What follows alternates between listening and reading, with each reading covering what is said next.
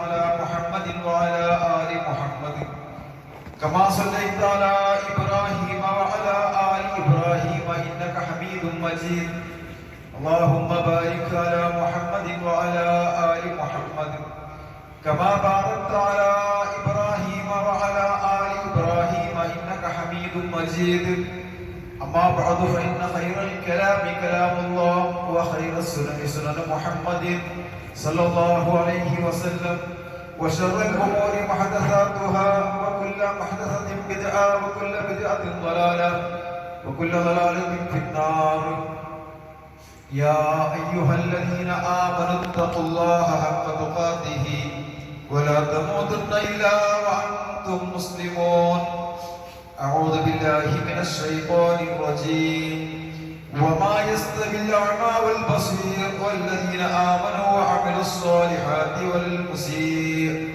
قليلا ما تتذكرون ബഹുമാന്യരായ സത്യവിശ്വാസികളെ അല്ലാഹു സുബ്ഹാനഹു വ തആലയുടെ അനുഗ്രഹങ്ങൾ അനുഭവിച്ചും ആസ്വദിച്ചും സന്തോഷത്തോടെ സമാധാനത്തോടെ ജീവിക്കുമ്പോൾ അള്ളാഹുവിനെ അറിഞ്ഞും ആരാധിച്ചും അള്ളാഹു ഇഷ്ടം സമ്പാദിച്ചും അവരുടെ സ്വർഗം കരസ്ഥമാക്കണമേ എന്ന് ആദ്യമായി ഓർമ്മപ്പെടുത്തുകയാണ് വസിയത്ത് ചെയ്യുകയാണ്. അള്ളാഹു സുബ്ഹാനഹു വ തആല നമുക്ക് തൗഫീഖ് നൽകി അനുഗ്രഹിക്കുമാറാവട്ടെ. വിശുദ്ധ ഖുർആനിലൂടെ അള്ളാഹു സുബ്ഹാനഹു വ തആല ചോദിക്കുന്ന ഒരു ചോദ്യമുണ്ട്. ഖുൽ ഹൽ യസ്തവിൽ അഅ്മാ വൽ ബസീർ, കണ്ണ് കാണുന്നവനും കണ്ണ് കാണാത്തവനും സമമാണോ? നമുക്കെല്ലാം അറിയാം, കണ്ണ് കാണുന്നവനും കണ്ണ് കാണാത്തവനും സമമല്ല. കാത് കേൾക്കുന്നവനും ചെവി കേൾക്കാത്തവനും സമമല്ല. അതേപോലെ സംസാരിക്കാൻ കഴിയുന്നവനും ഊമയും സമമല്ല. ഒരുപാട് വ്യത്യാസങ്ങളുണ്ട്. അല്ലാഹു സുബ്ഹാനഹു വ തആല നമ്മുടെ ബുദ്ധിയെ തട്ടി ഉണർത്തിക്കൊണ്ട് അത് ചോദിക്കുകയാണ്. ഖുൽ നബിയെ ചോദിച്ചു നോക്ക്, ഹൽ യസ്തവിൽ അഅ്മാ വൽ ബസീർ, കണ്ണ് കാണുന്നവനും കുരുടനും സമമാകുമോ? അതല്ല, ഹൽ തസ്തവി ദുൽമാതു വൻ നൂർ, ഇരുട്ടും വെളിച്ചവും സമമാകുമോ? ഇരുട്ട് അന്ധകാരമാണ്, ഭീകരമാണ്, ഭയാനകമാണ്. പക്ഷേ വെളിച്ചമാകട്ടെ അത് സന്തോഷമാണ്, സമാധാനമാണ്. ഈ ഇരുട്ടും വെളിച്ചവും ഒരിക്കലും സമമാകാത്തതുപോലെ, രാവും പകലും ഒരിക്കലും സമമാകാത്തതുപോലെ, അന്ധനും കണ്ണ് കാണുന്നവനും സമമാകാത്തതുപോലെ, ചെവി ശരിക്കും കേൾക്കുന്നവനും ബധിരനും സമമാകാത്തതുപോലെ, സംസാരിക്കാൻ ശേഷിയുള്ള മനുഷ്യനും സംസാരിക്കാൻ സാധിക്കാത്ത ഒരു ഊമയും ഇവരൊന്നും ഒരിക്കലും സമമല്ല. ഇതൊന്നും സമമായി കാണാൻ പാടില്ല.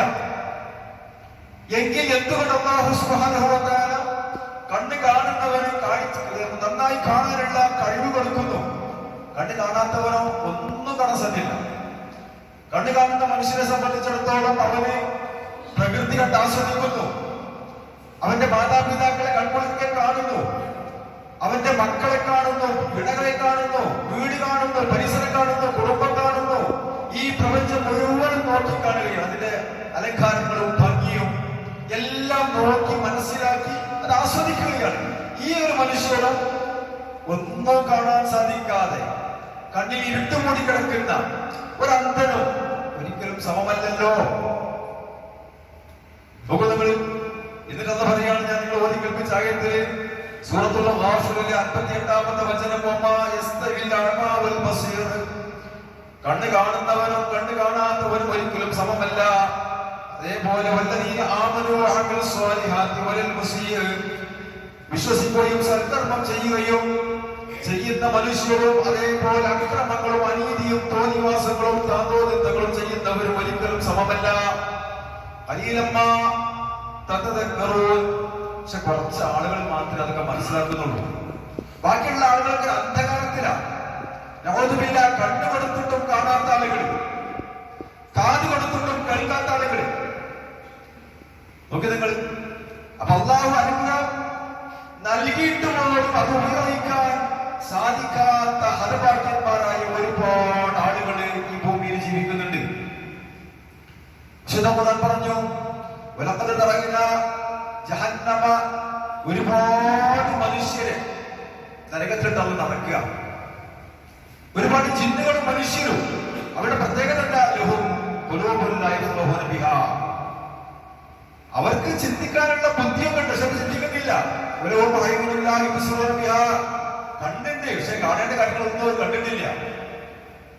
ലഹും ആദാനുൻ ലാ യസ്മഊന ബിഹാ, അവർക്ക് കേൾക്കാൻ പറ്റിയ കാതുകളുണ്ട്, പക്ഷേ കേൾക്കേണ്ട കാര്യങ്ങളൊന്നും അവർ കേട്ട് മനസ്സിലാക്കിയിട്ടില്ല. അങ്ങനത്തെ ആളുകളെ കൊണ്ടാണ് അവർ നാക്കാലികളെ പോലെയല്ലേ, ബൽഹും അദല്ല്, എല്ലാ നാക്കാലികളെക്കാൾ അതപതിച്ചവരല്ലേ. കാരണം നാക്കാലികൾക്ക് അവരുടെ കണ്ണും കാതും കൊടുത്തിട്ടുള്ളൂ, ബുദ്ധി കൊടുത്തിട്ടില്ല. മനുഷ്യരല്ലാതെ കണ്ണും കാതും ബുദ്ധിയും കൊടുത്തിട്ട് പോലും കാണേണ്ട കാര്യം കാണുന്നില്ല, കേൾക്കേണ്ട കാര്യം കേൾക്കുന്നില്ല. അതിൽ നിന്നുള്ള സത്യം മനസ്സിലാക്കി വേർതിരിച്ച് അത് ഉൾക്കൊള്ളുന്നില്ല. എങ്കിൽ ബൽഹും അദല്ല്, അവർ നാക്കാലികളല്ല, അതിനേക്കാൾ അതപതിച്ച ആളുകളാണ്. നിങ്ങൾ, ഞാനിത് പറയുന്നത് നാം ജീവിക്കുന്ന കേരളം, അതിനൊരു മുൻകാല ചരിത്രമുണ്ട്, ഒരു ജാഹിലിയ്യ കാലഘട്ടമുണ്ട്. അള്ളാഹുവിന്റെ അനുഗ്രഹത്താൽ ആ ജാഹിലിയ്യത്തൊക്കെ നീങ്ങി ഇസ്ലാമിന്റെ പ്രകാശം വെട്ടിത്തിളങ്ങി നിൽക്കുന്ന ഒരു കാലഘട്ടത്തിലാണ് ഞാൻ നിങ്ങൾക്ക് ജീവിക്കുന്നത്. നബി സല്ലല്ലാഹു അലൈഹി വസല്ലം മക്കത്ത് വന്നപ്പോ അവിടെ ജാഹിലിയ്യ കാലഘട്ടമായിരുന്നു, അന്ധകാരമായിരുന്നു. അക്രമങ്ങളും അനീതിയും തോന്നിവാസങ്ങളും യുദ്ധങ്ങളും എല്ലാ വേണ്ടാവൃത്തികളും തടവാടിയിരുന്ന ജാഹിലിയ്യ കാലഘട്ടത്തിലേക്കാണ് പ്രവാചകൻ സല്ലല്ലാഹു അലൈഹി വസല്ലം നിയുക്തനാകുന്നത്. പ്രവാചകൻ വിശുദ്ധ ഖുർആനിലെ ആയത്തുകൾ ഓതി കേൾപ്പിച്ചു, ഹദീസുകൾ അവരെ കേൾപ്പിച്ചു, അവരെ സംസ്കരിച്ചെടുത്തു, ലോകത്തെ ഏറ്റവും നല്ല മനുഷ്യനാക്കി അവരെ മാറ്റിയെടുത്തു. സുബ്ഹാനല്ലാഹ്, ആ പ്രവാചകന്റെ അനുയായികളായ നമ്മള് ഈ പ്രകാശത്തിലാണ് ജീവിച്ചുകൊണ്ടിരിക്കുന്നത്. പക്ഷേ നമ്മുടെ മുൻഗാമികളായ ആളുകൾക്ക് ഈ പ്രകാശം കിട്ടാതെ പട്ടപ്പെട്ടു പോയ ഒരുപാട് ആളുകളുണ്ട്. അള്ളാഹു അവർക്ക് പുറത്തു കൊടുക്കുവാനാവട്ടെ. ഇസ്ലാമിന്റെ പ്രകാശം നമ്മുടെ കേരളത്തിലേക്ക് വന്നു, അതിന്റെ വെളിച്ചം വന്നു. ആ വെളിച്ചം ഒറ്റപ്പെട്ട ഏതാനും വ്യക്തികളെ ഏറ്റെടുത്തു.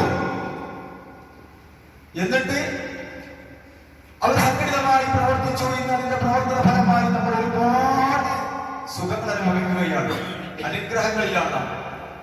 നമുക്ക് അറിവുണ്ട്, ഖുർആൻ എന്താണെന്നറിയാം. പണ്ട് കാലത്തുള്ള ആളുകൾക്ക് ഒരു 100 വർഷത്തിനപ്പുറമുള്ള കേരളത്തിന്റെ അവസ്ഥ അതിദയനീയമായിരുന്നു. ഒരു 80-100 വർഷങ്ങൾക്കപ്പുറമുള്ള കേരളത്തിന്റെ അവസ്ഥയെ സംബന്ധിച്ച് നമ്മൾ പരിശോധിച്ചാൽ അതിന്റെ അവസ്ഥ അതീവ ദയനീയമായിരുന്നു. ഇസ്ലാം എന്തെന്നറിയാത്ത ആളുകൾ, എന്താ ഇസ്ലാം എന്നറിയില്ല, ഒക്കെ മുസ്ലിമീങ്ങളാ, പക്ഷെ ഇസ്ലാം എന്താണെന്ന് അവർക്കറിയില്ല,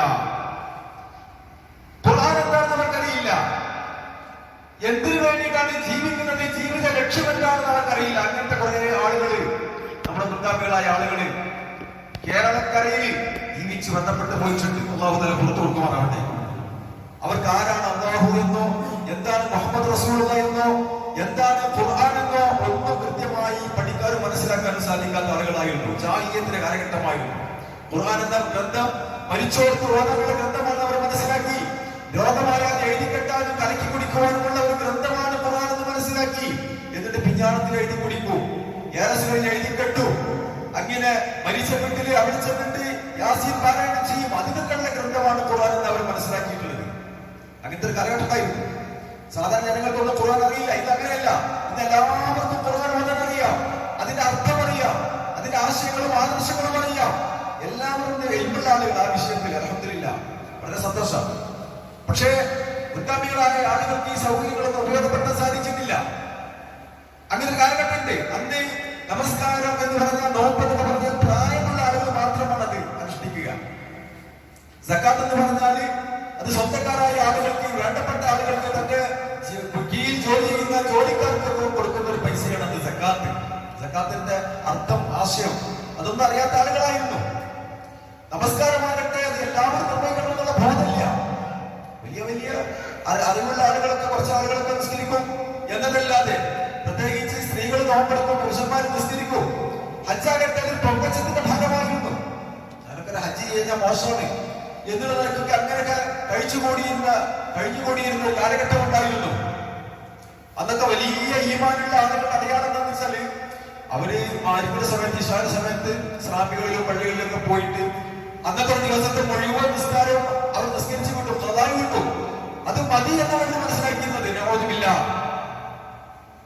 ഇന്ന് കാലം മാറി. ഓരോ വ്യക്തികളും നമസ്കരിക്കണം, ഓരോ ഭക്തങ്ങളും നമസ്കരിക്കണമെന്ന അവസ്ഥയുണ്ടായി. അത് വെള്ളിയാഴ്ചകളിലൊക്കെ പള്ളിയിൽ വന്നു കഴിഞ്ഞാൽ വരുന്ന ആളുകൾക്ക് അങ്ങനെ നിസ്കരിക്കല. ഏത് നിസ്കാരം കഴിഞ്ഞ ഒരാഴ്ചത്തെ നിസ്കാരങ്ങൾ അങ്ങനെ നിസ്കരിച്ച് വിട്ടല. ഒരുപാട് നിസ്കാരങ്ങൾ കഥാക്കിയിട്ടുണ്ട്. ഇന്നും കാണാം. പിന്നെ കേരളത്തിന് പുറത്ത് പോയി കഴിഞ്ഞാൽ, ഉത്തരേന്ത്യൻ ബാങ്കിലൊക്കെ പോയി കഴിഞ്ഞാൽ വെള്ളിയാഴ്ച മാത്രം പള്ളിയിൽ പോകുന്ന മുസ്ലിമീങ്ങളെ കാണാം. റമദാനിൽ മാത്രം നിസ്കരിക്കുന്ന മുസ്ലിമീങ്ങളെ കാണാം. അവരുടെ ഇസ്ലാമിന്റെ കാര്യം ചോദിച്ചാൽ അവർക്ക് ഒന്നും അറിയില്ല. ഷഹാദത്ത് കലിമ മാത്രമല്ലാതെ മറ്റൊന്നും അവർക്കറിയില്ല. ഖുർആൻ ഓതാൻ അറിയാത്ത മുസ്ലിമീങ്ങൾ, അതിന്റെ ആശയങ്ങളും അർത്ഥങ്ങളും അറിയാത്ത ഒരുപാട് മുസ്ലിമീങ്ങൾ, മുസ്ലിം നാമധാരികൾ. നബി സല്ലല്ലാഹു അലൈഹി വസല്ലം പറഞ്ഞു, ജനങ്ങൾക്ക് ഒരു കാലഘട്ടം വരാനുണ്ട്. ഒരുപാട് മുസ്ലിം പേരുകൾ ഉണ്ടാകും, പക്ഷേ പേരുകളിൽ മാത്രം അത് ഒതുങ്ങി നിൽക്കും. ഇസ്ലാം അവരെ കാണാൻ സാധ്യമല്ല. ഒക്കെ മുസ്ലിം പേരുകളാണ്, പക്ഷേ ഇസ്ലാം അവരിലൊന്നും കാണാൻ സാധ്യമല്ല. എല്ലായിടത്തും ഖുർആൻ ഉണ്ടാകും, എല്ലാവരും മൊബൈലുണ്ടാകും, എല്ലാവരും വീട്ടിലുണ്ടാകും. പക്ഷേ അതിന്റെ ലിപികൾ ആ ഖുർആനിൽ മാത്രം അവശേഷിക്കുന്നു എന്നതല്ലാതെ ഒരു ലിപിയും അവരിൽ ഉണ്ടാവില്ല. അതിന്റെ ആശയം എന്താണെന്നറിയില്ല, അത് ഓതാനറിയില്ല. അങ്ങനത്തെ കുറെ ആളുകൾ ഉണ്ടാവും. അത് പള്ളികളൊക്കെ ഇങ്ങനെ ഉയർന്നു നിൽക്കും. സന്മാർഗത്തിൽ നിന്നൊക്കെ ആ പള്ളികള് വളരെ ദൂരെയാണ്. സന്മാർഗമില്ല, പള്ളികളിലൊന്നും സന്മാർഗമില്ല, തൗഹീദില്ല, സുന്നത്തില്ല, ഖുർആനിന്റെയോ ഹദീസിന്റെയോ വെള്ളി വെളിച്ചം ആ പള്ളികളിൽ ഇല്ല. അതിന് പകരം ഖുറാഫാത്തുകളും ശിർക്കുകളും ബിദ്അത്തുകളും ഒക്കെ നിറഞ്ഞു നിൽക്കുന്ന ഹദ്ദാദും റാത്തിബും ഖുതുബിയത്തും ഒക്കെ മാലമൗലിദുകളൊക്കെ ചൊല്ലിപ്പറയുന്ന, പാടിപ്പറയുന്ന ഖുറാഫാത്തിന്റെ കേന്ദ്രങ്ങൾ ഇഷ്ടംപോലെ ഉയർന്നു വന്നു. റസൂലുള്ളാഹി സ്വല്ലല്ലാഹു അലൈഹി വസല്ലം മുന്നറിയിപ്പ് നൽകിയ കാര്യമാണ്. അത്തരം ഒരു കാലഘട്ടത്തിൽ ഖുർആനിന്റെ ഹദീസിന്റെ വെളിച്ചമൊക്കെ പകർന്ന് ജീവിക്കാൻ നമുക്ക് സാധിച്ചാൽ അൽഹംദുലില്ലാഹ് അതൊരു വലിയ അനുഗ്രഹമാണ്. സഹോദരന്മാരെ, സഹോദരിമാരെ, ഞാൻ സൂചിപ്പിക്കുന്നത് ഇങ്ങനെയുള്ള ഒരു കാലഘട്ടം നമുക്ക് കഴിഞ്ഞു പോയിട്ടുണ്ട്. അത് നമ്മൾ മനസ്സിലാക്കണം. വർഷങ്ങൾക്ക് മുമ്പ് കേരളത്തിന്റെ അവസ്ഥയാണ് ഞാൻ പറഞ്ഞത്. ചരിത്രം പരിശോധിച്ചാൽ നമുക്ക് മനസ്സിലാക്കാൻ സാധിക്കുന്ന ഒരു യാഥാർത്ഥ്യമാണ്. സാമൂഹിക, സാംസ്കാരിക, വിദ്യാഭ്യാസ മതരംഗങ്ങളിലൊക്കെ അങ്ങേയറ്റത്തെ അപജയമായിരുന്നു മുസ്ലിമീങ്ങൾക്ക്. വിദ്യാഭ്യാസമില്ലാത്ത ആളുകൾ, നല്ല ഭാഷ സംസാരിക്കാൻ അറിയാത്ത ആളുകൾ, മുസ്ലിങ്ങളുടെ പേരുകൾ പോലും വിവിധമായ പേരുകൾ ഇട്ടിരുന്ന കാലഘട്ടമായിരുന്നു. അവിടെ നിന്നൊക്കെ പഠിക്കണം, അറിയണം, മനസ്സിലാക്കണം എന്നൊക്കെ ആളുകളെ ഉത്ബോധിപ്പിച്ച് ആ ഇരുട്ടിൽ നിന്ന് കരപിടിച്ച് കേരള ജനതയെ ഇസ്ലാമിന്റെ പ്രകാശത്തിലേക്ക്, ഖുർആനിലേക്കും ഹദീസിലേക്കും ഒക്കെ കൈപിടിച്ചുയർത്തിയ നമ്മുടെ പൂർവികന്മാരായ നേതാക്കന്മാർ, അല്ലാഹു സുബ്ഹാനഹു വ തആല അവർക്കൊക്കെ ഖൈറും ബർക്കത്തും നൽകി അനുഗ്രഹിക്കുമാറാകട്ടെ. വലിയ ത്യാഗമാണ് സഹിച്ചത്, വലിയ ത്യാഗം. കാരണം മക്കയിലേക്ക് റസൂലുള്ളാഹി സ്വല്ലല്ലാഹു അലൈഹി വസല്ലം പ്രബോധനം ചെയ്ത ദീനിന്റെ പ്രകാശം കേരളത്തിലെത്തിയപ്പോ അത് ഇരു കൈകൾ കൊണ്ടും ഏറ്റുവാങ്ങിക്കൊണ്ട് ഭക്തിയാൻ പോരാട്ടം നടത്തി കേരളത്തിലൂടെ ഉടനീളം ഓടി മറന്നുകൊണ്ട് ജനങ്ങളിലേക്ക് എത്തിക്കാൻ പാടുപെട്ടിരിക്കുന്ന ആത്മാർത്ഥതയുള്ള ഈ മാനവികരാശമുള്ള ഒരു പറ്റം ആളുകൾ നാനാഭാഗത്തു നിന്ന് അവരെല്ലാവരും ഒരുമിച്ച് കൂടി സംഘടിച്ച് 1924 കേരള മുസ്ലിം ഐക്യ സംഘടനയുടെ വാർഷിക സമ്മേളനം അതിൽ വെച്ചിട്ട് ഒരു പഠന സഭയ്ക്ക് രൂപം നൽകി. അതാണ് കേരള ജമിയത്തുൽ ഉലമ അഹ്ലുസ് സുന്നത്തി വൽ ജമാഅ. ഖുർആനിന്റെയും സുന്നത്തിന്റെയും അടിസ്ഥാനത്തില് കേരളത്തിലെ ഇസ്ലാമിക പ്രബോധനം നടത്താൻ വേണ്ടി ഒരു മതം പഠിച്ച, ദീൻ പഠിച്ച, ഖുർആനും ഹദീസും അറിയുന്ന പണ്ഡിതന്മാരുടെ കൂട്ടായ്മകൾ ഉണ്ടാക്കണമെന്ന് 1924 തീരുമാനമെടുത്തു. സമ്മേളനത്തിൽ അത് പ്രഖ്യാപിച്ചു. പക്ഷെ അപ്പോൾ ചോദ്യം വന്നു, അങ്ങനെ ഒരു സംഘടന രൂപീകരിക്കാൻ നമുക്ക് എന്താണ് ദലീൽ? ഒരു സംഘടന രൂപീകരിക്കണമെങ്കിൽ അതിന് ദലീൽ വേണമല്ലോ. അപ്പോ അക്കാലഘട്ടത്തിൽ ഒരു പണ്ഡിതൻ പറഞ്ഞു, ആയത്ത്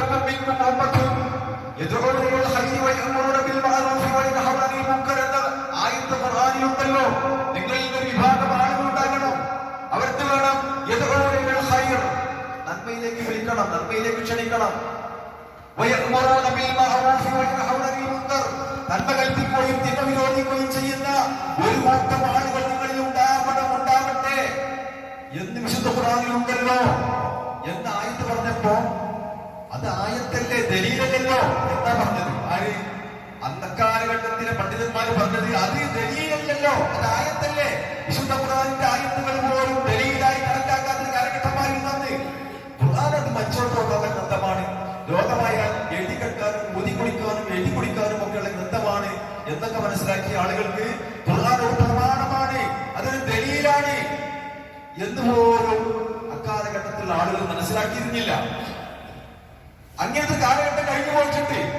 ഖുർആൻ സാധാരണക്കാരും പഠിക്കേണ്ടതില്ല, നിങ്ങൾക്കറിയില്ല, നിങ്ങൾ പഠിക്കേണ്ടതില്ല എന്ന് ജനങ്ങളെ അങ്ങനെ പറഞ്ഞ് മനസ്സിലാക്കി കൊടുത്തു. എന്നിട്ട് ഏതാനും ചില ആളുകൾക്ക് മാത്രം, പള്ളികളിൽ നിൽക്കുന്ന കുറച്ച് ആളുകൾക്ക്, പള്ളിയിലെ ഇമാമിന് ഖത്തീബിന് അങ്ങനെ കുറച്ച് ആളുകൾക്ക്, മുഅദ്ദിനൊക്കെ അവർക്ക് അറിഞ്ഞാൽ മതി. എന്തെങ്കിലും ആവശ്യം വന്നാൽ അവരെ വിളിച്ച് ഓടിച്ചാൽ മതി, അല്ലേ? ഞങ്ങൾ ഓടിത്തരാം, മരിച്ച വീട്ടിൽ ഞങ്ങൾ ഓടിത്തരാം, എന്തെങ്കിലും അസുഖം വന്നാൽ ഞങ്ങള് അങ്ങോട്ട് വന്ന് പറഞ്ഞു തരാം, പിഞ്ഞാണം എഴുതി തരാം, ഏറെ സൂര്യ തരാം, ഊതി തടയി തരാം എന്നൊക്കെ പൈസ കൊടുത്താൽ മതി. സാധാരണക്കാരായ ആളുകൾക്ക് അവര് പൈസ കൊടുത്തു, അവരെ കൊണ്ട് ചെയ്യിപ്പിക്കുന്ന ഒരു കാലഘട്ടം നമ്മൾ ഈ കേരളക്കരയിൽ കഴിഞ്ഞു പോയിട്ടുണ്ട്. അന്ന് ഖുർആൻ പഠിക്കണം, ഖുർആൻ എല്ലാവരും അറിയേണ്ടതാണ് എന്ന ഒരു ഉദ്ദേശത്തോടു കൂടി ആദ്യമായി ഖുർആൻ പരിഭാഷ ഇറക്കിയ ആദി മുസ്ലിയാർ, അദ്ദേഹം ഖുർആൻ പരിഭാഷ ഇറക്കിയപ്പോ അതെല്ലാവരും കൂടി അതിനെ എതിർത്തു. ആ പരിഭാഷ കൈവശപ്പെടുത്തിക്കൊണ്ട് കൂട്ടവാക്ക് കൊടുത്ത് ജാതിയായി അറബിക്കടലിൽ കെട്ടിത്താഴ്ത്തിയ ചരിത്രം നമ്മളെ കേരളക്കരയിലുണ്ട്. നഹോദില്ല. എങ്ങനെ ഖുർആനിന്റെ പരിഭാഷ എഴുതിയ ഒരു പണ്ഡിതൻ ആ പണ്ഡിതനെ ആക്രമിക്കുകയും എതിർക്കുകയും ആ ഖുർആൻ പരിഭാഷ കൈവശപ്പെടുത്തുകയും അത് അറബിക്കടലിൽ കെട്ടിത്താഴ്ത്തുകയും ചെയ്തു. നഹോദില്ല. അങ്ങനത്തെ കാലഘട്ടം കഴിഞ്ഞു പോയിട്ടുണ്ട്, അല്ലേ? ആ അവസ്ഥയിൽ ജീവിക്കുന്ന മനുഷ്യർ ഖുർആൻ പഠിക്കേണ്ടതില്ല, അറിയേണ്ടതില്ല എന്ന ഒരു ധാരണ, അത് പഠിച്ചാൽ തെറ്റിപ്പോയി വഴിതെറ്റിപ്പോകും, അത് സാധാരണക്കാർ അറിയേണ്ടതില്ല എന്ന ഒരു വിശ്വാസം അന്നത്തെ ആളുകൾക്ക് ഉണ്ടായിരുന്നു. അന്നത്തെ ആളുകൾ അങ്ങനെ പഠിപ്പിച്ചിരുന്നു. മാത്രമല്ല ഖുർആനിന്റെ ഓതലിന്റെ ഫാത്തിഹ സൂറത്ത് മാത്രമേ ഓതൽ നിർബന്ധമുള്ളൂ, അതിന്റെ പോലും അർത്ഥം പഠിക്കേണ്ടതില്ല എന്ന് വരെ മലയാളത്തിൽ എഴുതിയ ബുക്ക് ഇന്നും നമുക്ക് കാണാൻ സാധിക്കും. മലയാളത്തിൽ എഴുതിയ ബുക്കുകൾ മുസ്ലിമീങ്ങളായ ആളുകൾ വിശുദ്ധ ഖുർആനിലെ 114 സൂറത്തുകളിൽ 6236 ആയത്തുകളുടെ കൂട്ടത്തിൽ സൂറത്തുൽ ഫാത്തിഹ മാത്രമാണ് ഒരു മുസ്ലിം നിർബന്ധമായി ഓതേണ്ടത്. അതിന്റെ പോലും അർത്ഥങ്ങളോ ആശയങ്ങളോ ഒന്നും മനസ്സിലാക്കേണ്ടതില്ല എന്ന് മാത്രമല്ല, തുടർച്ചയായി 3 ആയത്തുകളുടെ അർത്ഥം പറഞ്ഞ ഒരു മുൻകാല പണ്ഡിതന്മാർ പോലും ഇല്ല എന്നൊക്കെ മലയാളത്തിൽ എഴുതി വെക്കുമ്പോൾ സാധാരണക്കാരായ ആളുകൾ മനസ്സിലാക്കുന്നത് എന്താ? ഖുർആൻ പഠിക്കേണ്ടതില്ല, ഖുർആൻ അറിയേണ്ടതില്ല, അത് സാധാരണക്കാർക്ക് നിർബന്ധമല്ല എന്നല്ലേ മനസ്സിലാക്കുക, അല്ലെ? അത്തരം ഗ്രന്ഥങ്ങളൊക്കെ മലയാളത്തിൽ പ്രസിദ്ധീകരിച്ചിട്ടുണ്ട്. അവിടെയാണ് വിശുദ്ധ ഖുർആനിന്റെ പരിഭാഷ ഇറക്കുമ്പോ ആ പരിഭാഷ അറബിക്കടലിൽ കെട്ടിത്താഴ്ത്തുന്നത്. വലിയ പുണ്യകർമ്മമായിട്ട് എന്തോ ഒരു അക്രമം ചെയ്തു, അതിനെ ഉന്മൂലനം ചെയ്യുക എന്നുള്ള നിലക്കാണ് അതിനെ കൊണ്ടുപോയി താക്കുന്നത്. അത്തരം ഒരു കാലഘട്ടം, ജാഹിലിയ്യ കാലഘട്ടം നമ്മൾ കേരളക്കരയിൽ കഴിഞ്ഞു പോയിട്ടുണ്ട്. അവിടെ അങ്ങോട്ട് ഖുർആൻ പഠിക്കണം, ഖുർആൻ അറിയണം, എല്ലാവരും ഖുർആൻ പഠിച്ചേ മതിയാകൂ, ഒരു മുസ്ലിമിന്റെ ബാധ്യതയാണ്. മുസ്ലിം മാത്രം പഠിച്ചാൽ പോരാ, ലോകത്തുള്ള മുഴുവൻ മനുഷ്യരെയും കേൾപ്പിക്കേണ്ട ബാധ്യത മുസ്ലിമീങ്ങൾക്കുണ്ട്. കാരണം വിശുദ്ധ ഖുർആൻ മുസ്ലിമീങ്ങളുടെ മാത്രം ഗ്രന്ഥമല്ല, ലോകത്തുള്ള മുഴുവൻ മനുഷ്യരുടെയും ഗ്രന്ഥമാണ്. സുബ്ഹാനല്ലാഹി അല്ലാഹു സുബ്ഹാനഹു വ തആല യാ അയ്യുഹന്നാസ്, മനുഷ്യരെ എന്ന് വിളിച്ചുകൊണ്ട് വിശുദ്ധ ഖുർആനിലൂടെ നമ്മൾ അർത്ഥം ചെയ്തിട്ടുണ്ടെങ്കിൽ അത് മുസ്ലിമീങ്ങളെ മാത്രം ബാധിക്കുന്ന കാര്യമല്ല. അത് വെളുത്ത അമേരിക്കക്കാരനും കറുത്ത ആഫ്രിക്കക്കാരനും കൊട്ടാരത്തിൽ കിടക്കുന്ന രാജാവിനും കുടുങ്ങി കത്തിയുറങ്ങുന്ന ആദിവാസിക്കും എല്ലാം ഒരുപോലെ ബാധകമാണ്. അതുകൊണ്ട് ഈ വിശുദ്ധ ഖുർആൻ പഠിച്ച ആളുകൾ, മനസ്സിലാക്കിയ ആളുകളെ എല്ലാവരെയും കേൾപ്പിക്കണം എന്ന ഒരു ബോധം നമുക്കുണ്ടാകുന്ന വിശുദ്ധ ഖുർആൻ പഠിച്ചപ്പോഴാണ്. അതിനാദ്യം അത് സാധാരണക്കാർ പഠിക്കേണ്ടതില്ല എന്നൊരു ധാരണയില്ല. അത് പഠിച്ച് മനസ്സിലാക്കിയപ്പോ എല്ലാ മുസ്ലിമൊന്നും പഠിക്കണം, ആണും പെണ്ണും പഠിക്കണം, മുതലാളിയും തൊഴിലാളിയും പഠിക്കണം, രാജാവും പ്രജയും പഠിക്കണം, എല്ലാവരും കേൾക്കേണ്ട മനസ്സിലാക്കേണ്ട ഒരു ഗ്രന്ഥമാണ് വിശുദ്ധ ഖുർആൻ എന്ന് മനസ്സിലാക്കുന്നത്. അത് പഠിച്ചപ്പോഴാണ്. അപ്പൊ നിങ്ങൾ ഇന്നും വിശുദ്ധ ഖുർആൻ അറിയാത്ത ഒരുപാട് ആളുകളുണ്ട്. പക്ഷേ ഇന്ന് എല്ലാവരും പഠിക്കാൻ പറ്റിയ സൗകര്യങ്ങളുള്ള ഒരു നാട്ടിൽ നമ്മൾ ജീവിക്കുന്നത്. എല്ലാ സൗകര്യങ്ങളും ഉണ്ട്. വിശുദ്ധ ഖുർആനിന്റെ പരിഭാഷകളും സീഡികളും ഖുർആൻ ക്ലാസുകളും എല്ലായിടത്തും നടക്കുന്നു, എല്ലാ സംഘടനകളിലും പഠിക്കണമെന്ന് ആഗ്രഹിക്കുന്ന താല്പര്യമുള്ള ആളുകൾക്കൊക്കെയും അത് ഉപയോഗപ്പെടുത്താവുന്നതാണ്.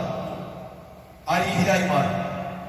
പണ്ട് കാലത്തൊക്കെ ഖുർആന് എഴുതി പഠിപ്പിച്ചപ്പോ ഖുർആൻ എഴുതി പഠിപ്പിക്കാൻ പാടില്ല, അതിന്റെ പൊടികൾ താഴെ വീണാൽ അത് ഹുർമത്തുകാരാണ് എന്നൊക്കെ പറഞ്ഞുകൊണ്ട് അതിനെപ്പോലും വിലക്കിയ ആളുകൾ. ഖുർആൻ ക്ലാസ് എടുത്തപ്പോ ഖുർആനിനെ ക്ലാസ്സിലാക്കുകയാണെന്നൊക്കെ പറഞ്ഞ് കളിയാക്കിയ ആളുകൾ. ഇതെല്ലാവർക്കും ഖുർആൻ ക്ലാസ്സാണ്. ഖുർആന്റെ സീഡികളും പരിഭാഷകളും ഖുർആൻ വായനകളും ഒക്കെ യഥേഷ്ടം എല്ലാ സംഘടനകളും നടത്തിക്കൊണ്ടിരിക്കുകയാണ്. പക്ഷേ എന്നിട്ട് പോലും അതിന്റെ സന്ദേശങ്ങൾ ആളുകളിലേക്ക് എത്തുന്നില്ല എന്ന് പറയുമ്പോ എന്തുമാത്രം വലിയ തെറ്റാണ് സഹോദരന്മാരെ നമ്മുടെ ഭാഗത്ത് നിന്നുണ്ടാകുന്നത് എന്ന് ചിന്തിക്കണം. അതുകൊണ്ടാണ് വിശുദ്ധ ഖുർആൻ ചോദിച്ചത്, കാഴ്ചയുള്ളവനും കാഴ്ചയില്ലാത്തവനും സമമാണോ? കണ്ണുള്ളവനും കുരുടനും സമമാണോ? ഒരു കാലത്ത് ഈ പ്രകാശം കിട്ടാതെ ഒരുപാട് ആളുകൾ ജീവിച്ചു മരണപ്പെട്ടു പോയി. പക്ഷെ നമ്മുടെ കാലത്ത് അങ്ങനെയല്ല. എല്ലാവിധ സുഖങ്ങളും സൗകര്യങ്ങളും സംവിധാനങ്ങളും നിലനിൽക്കുമ്പോ അള്ളാഹു നൽകിയ കണ്ണുണ്ടായിട്ട് പോലും ആ കണ്ണുകൾ ഉപയോഗപ്പെടുത്താതെ, കാതുകൾ ഉപയോഗപ്പെടുത്താതെ, അള്ളാഹു നൽകിയിരിക്കുന്ന സംസാര വൈഭവം ഉപയോഗപ്പെടുത്താതെ ജീവിച്ചു മരണപ്പെട്ടു പോയാൽ വിശുദ്ധ ഖുർആൻ പറഞ്ഞല്ലോ, ഉലകത്തിന്റെ തറവിനാലി ജഹന്നമ കസീറൻ മിനൽ ജിന്നി വൽ ഇൻസ് ലഹും ഖുലൂബുൻ ലാ യഫ്ഖഹൂന ബിഹാ വലഹും അഅ്യുൻ ലാ യുബ്സിറൂന ബിഹാ വലഹും ആദാനുൻ ലാ യസ്മഊന ബിഹാ.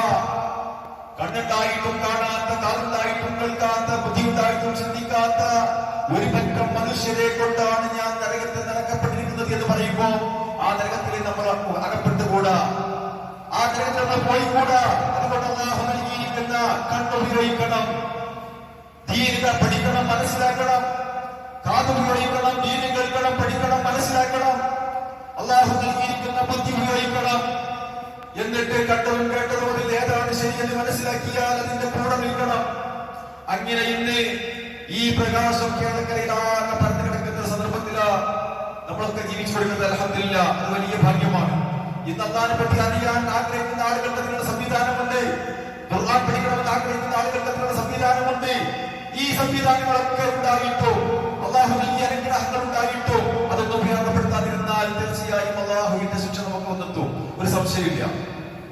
കേരളക്കരയിൽ ഈ ദഅവത്ത് പ്രബോധനം ചെയ്ത മുൻഗാമികളായ നല്ല നല്ല മനുഷ്യര്, ഞാനൊരാളുടെയും പേരെടുത്ത് പറയുന്നില്ല, സയ്യിദ് സലാഹുദ്ദീൻ മക്കി തങ്ങൾ, സയ്യിദ് ഹമദാനി തങ്ങൾ, വക്ക മൗലവി, കെ.എം. സീരി സാഹിബ് നമ്മുടെ നാട്ടിലേക്ക് വന്നു കഴിഞ്ഞാൽ കെ മൗലവി, ഇ കെ മൗലവി തുടങ്ങിയിരിക്കുന്ന ഒരുപാട് മഹാന്മാർ ഭൗതികമായി യാതൊന്നും ആഗ്രഹിക്കാതെ അള്ളാഹുവിന്റെ പരലോകത്തെ സ്വർണ്ണം ആഗ്രഹിച്ചുകൊണ്ട് പ്രവാചകർ മാത്രം വഹിച്ചിരിക്കുന്ന നിസാരത്ത്, ആ പ്രബോധനം ഈ കേരളക്കരയിൽ നമ്മുടെ ഈ നാട്ടിലൊക്കെ മലബാർ പ്രദേശത്തൊക്കെ വളരെ ത്യാഗം ചെയ്ത് പണിയെടുത്തതിന്റെ ഫലമായി ഇന്ന് ആ പ്രകാശത്തിലാണ് നമ്മൾ ജീവിക്കുന്നത്.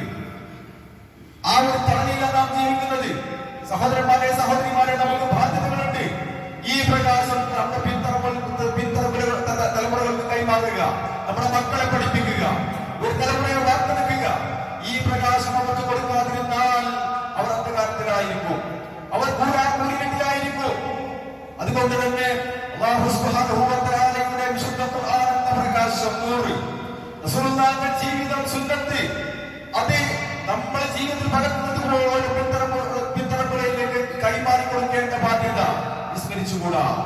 ചെറിയ കുട്ടികൾ വളർന്നു വരണം, നമ്മുടെ മക്കൾ വളർന്നു വരണം, അവർ പള്ളി മദ്രസയുമായി ബന്ധപ്പെടണം, പ്രവർത്തിക്കണം. എന്നിട്ട് ദഅവത്തിന്റെ ഒരു വിഭാഗം ആളുകളായി നമ്മുടെ മക്കൾ മാറിയാൽ അവർക്കും സ്വർഗം ലഭിക്കും. ഇല്ലെങ്കിൽ തീർച്ചയായും അവരുടെ കാര്യത്തിൽ നമ്മളോട് ചോദിക്കും, നാം മനസ്സിലാക്കിയിരിക്കുന്ന അറിവുകൾ എന്തുകൊണ്ട് പിന്തലമുറക്ക് കൈമാറിയിട്ടില്ല, എന്തുകൊണ്ട് മക്കൾക്ക് പറഞ്ഞു കൊടുത്തിട്ടില്ല, എന്തുകൊണ്ട് അവർക്ക് വഴികാട്ടിയായി നമ്മൾ മാറിയിട്ടില്ല എന്ന് ചോദിച്ചാൽ നമുക്കൊന്നും പറയാൻ സാധ്യമല്ല. മുൻഗാമികളായ ആളുകളെ അതിനുള്ള എല്ലാ പാതയും പറ്റി വിളിച്ചു തന്നു. അൽഹംദുലില്ലാ, ഇന്ന് ആ പരവതാനിയിലാണ് നമ്മൾ ഇരിക്കുന്നത്. നമുക്ക് യാതൊരു ത്യാഗവുമില്ല. നമുക്ക് ദീനനുസരിച്ച് ജീവിക്കാൻ നമ്മൾ തയ്യാറായാൽ മതി. ആ ദീനിൽ അവതരണം വേണ്ടി നമ്മൾ തയ്യാറായാൽ മതി. ഓരോ പ്രദേശത്തും ഓരോ മഹത്തുകൾ കേന്ദ്രീകരിച്ചും ഈ കാര്യങ്ങൾ, ഈ ദഅവത്ത് നടന്നുകൊണ്ടേയിരിക്കണം. ഇല്ലെങ്കിൽ അത് വലിയ വീഴ്ചയാണ് നമ്മൾ മനസ്സിലാക്കുക, വലിയ കുറ്റമാണ്. ബാധ്യതകളുണ്ട് നമുക്ക്. അൽഹംദുലില്ലാ, വലിയൊരു പള്ളി നമുക്കുണ്ട്, നല്ലൊരു മദ്രസയുണ്ട്, എല്ലാ സംവിധാനങ്ങളും ഉണ്ട്. ഈ പള്ളി അതുപോലെ ഇതുപോലുള്ള പള്ളികളൊക്കെ നൽകിയത്. ഓരോ പള്ളി ഓരോ പ്രദേശത്തും വരുമ്പോൾ അവിടെയെല്ലാം പ്രകാശം പരക്കണം, അവിടെയെല്ലാം ഖുർആനിന്റെ സന്ദേശങ്ങൾ പ്രചരിക്കണം. അള്ളാഹു അറിയാത്ത ഒരാളും ഈ പരിസരത്തുണ്ടാവാൻ പാടില്ല. റസൂലുള്ളാഹിയുടെ സുന്നത്തുകൾ മനസ്സിലാക്കാത്ത ഒരാളും ഈ പ്രദേശത്ത് ജീവിച്ചുകൂടാ എന്ന് നമ്മൾ ഓരോരുത്തരും മനസ്സിലാക്കണം. അല്ല, നമ്മുടെ വീടുകളിൽ ജീവിച്ചുകൂടാ, നമ്മുടെ കുടുംബങ്ങളിൽ ജീവിച്ചുകൂടാ. അഥവാ ആരെങ്കിലും ഉണ്ടെങ്കിൽ നാം ഓരോരുത്തരും അത് ഉത്തരവാദികളാണ് എന്നതിൽ യാതൊരു സംശയവുമില്ല. അതുകൊണ്ട് നമുക്ക് ബാധ്യതകളുണ്ട്. നിങ്ങളുടെ ശരീരത്തെ മാത്രം നരകത്തിൽ നിന്ന് രക്ഷപ്പെടുത്തിയാൽ പോരാ, നിങ്ങളുടെ കുടുംബത്തെയും രക്ഷപ്പെടുത്തണം, നമ്മുടെ അയൽവാസികളെയും നാട്ടുകാരെയും മുഴുവൻ രക്ഷപ്പെടുത്തണം. അതുകൊണ്ട് തന്നെ സഹോദരന്മാരെ, ദഅവത്ത് അതീവ ഗൗരവമുള്ള വിഷയമാണ്. പ്രവാചകന്മാർ നിർവഹിച്ച ഡ്യൂട്ടിയാണ്. ഇൻഷാ അല്ലാഹ് ഇനി പ്രവാചകന്മാർ വരില്ല. നമ്മൾ ഓരോരുത്തരും ഏറ്റെടുത്തുകൊണ്ട് ഇസ്ലാമിന്റെ സന്ദേശം, ഖുർആനിന്റെയും ഹദീസിന്റെയും സന്ദേശം, പ്രവാചകന്റെ സന്ദേശം അത് പ്രചരിപ്പിക്കണം എന്നുള്ളത് വളരെ ഗൗരവത്തോടു കൂടി നിങ്ങളോട് ഞാൻ വസിയത്ത് ചെയ്യുകയാണ്. അല്ലാഹു സുബ്ഹാനഹു വ തആല സത്യം സത്യമായി കേൾക്കുവാനും അത് ഉൾക്കൊള്ളുവാനും നമ്മളെല്ലാവരെയും അനുഗ്രഹിക്കുമാറാകട്ടെ.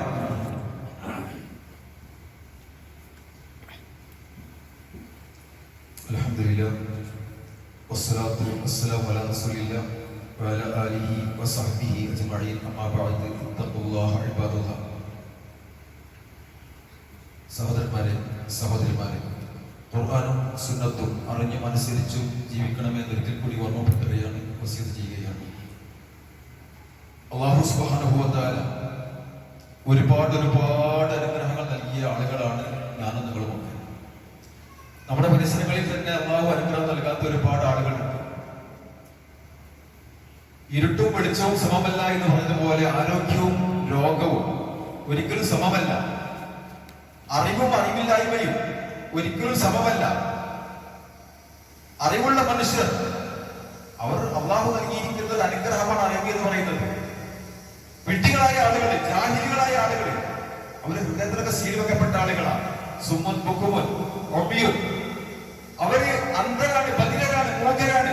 അവർക്ക് കണ്ണുകളൊക്കെ ഉണ്ടാകാം, കാതുകൾ ഉണ്ടാകാം, പക്ഷെ അവർ കാണുന്നില്ല, കേൾക്കുന്നില്ല. ഒരുതരം മൂടലുകൾ, അങ്ങനത്തെ കുറെ ആളുകളുണ്ട്. അവരും യഥാർത്ഥത്തില് അന്ധന്മാരെക്കാൾ വലിയ അന്ധരാണ്, കുരുടന്മാരെക്കാൾ വലിയ കുരുടരാണ്, ബധിരന്മാരെക്കാൾ വലിയ ബധിരരാണ്. തീർച്ചയായും അല്ലാഹു സുബ്ഹാനഹു വ തആല ഈ അനുഗ്രഹങ്ങൾക്ക് ചോദ്യം ചെയ്യും. ഇന്ന സമഅ വൽ ബസറ വൽ ഫുആദ് കുല്ലു ഉലൈക കാന മസ്ഊല. കണ്ണും കാതും ബുദ്ധിയും അല്ലാഹു നൽകിയിരിക്കുന്ന സകലമായ അനുഗ്രഹങ്ങളും അല്ലാഹുവിന്റെ കോടതിയിൽ ഹാജരാക്കപ്പെടും. ഓരോന്നോരോന്ന് ചോദ്യം ചെയ്യും. കണ്ട മുഴുവൻ കാര്യങ്ങൾ, കേട്ട മുഴുവൻ കാര്യങ്ങൾ, പറഞ്ഞ മുഴുവൻ കാര്യങ്ങൾ, ഈ ദുനിയാവിൽ നമ്മൾ അനുഭവിച്ച മുഴുവൻ സൗകര്യങ്ങളും സുഖങ്ങളും എല്ലാം നമ്മൾ ചോദ്യം ചെയ്യും. അള്ളാഹുവിനെ അറിയാതെ മരണപ്പെട്ടു പോയാൽ, ദീൻ അറിയാതെ മരണപ്പെട്ടു പോയാൽ, ആ ദീൻ ഉൾക്കൊള്ളാൻ സാധിക്കാതെ മരണപ്പെട്ടു പോയാൽ മരണാനന്തരം അത് വലിയ ഖേദത്തിനിടയാൽ തീരുമെന്ന് നമ്മൾ മനസ്സിലാക്കണം. അതുകൊണ്ട് ബാധ്യതകളുണ്ട്. പരലോകത്തെ സ്വർഗം ഉറപ്പുവരുത്തണം, പോരാ നമ്മുടെ കുടുംബത്തിന് ഉറപ്പുവരുത്തണം. നമ്മുടെ ശത്രുക്കൾ പോലും നരകത്തിൽ പോയിക്കൂടാ എന്ന വിശാലമായ മനസ്സിൽ നമുക്കുണ്ടാകണം. അപ്പോഴേ ഈമാൻ പൂർണ്ണമാകുക. അതുകൊണ്ട് മനസ്സറിഞ്ഞ് ദഅവത്ത് നടത്തണം, മനസ്സറിഞ്ഞ് പ്രബോധനം ചെയ്യണം. അല്ലാഹു സുബ്ഹാനഹു വ തആലയുടെ മാർഗ്ഗത്തിൽ അല്ലാഹുവിന് വേണ്ടി, ദീനിന് വേണ്ടി, പരലോകത്തെ സ്വർഗ്ഗത്തിന് വേണ്ടി മരിക്കുന്നത് വരെ പ്രവർത്തിക്കാൻ നമുക്ക് സാധിക്കണം. അല്ലാഹു സുബ്ഹാനഹു വ തആല അനുഗ്രഹിക്കുമാറാവട്ടെ. നമ്മിൽ നിന്ന് വന്നുകൊണ്ടിരിക്കുന്ന എല്ലാ തെറ്റും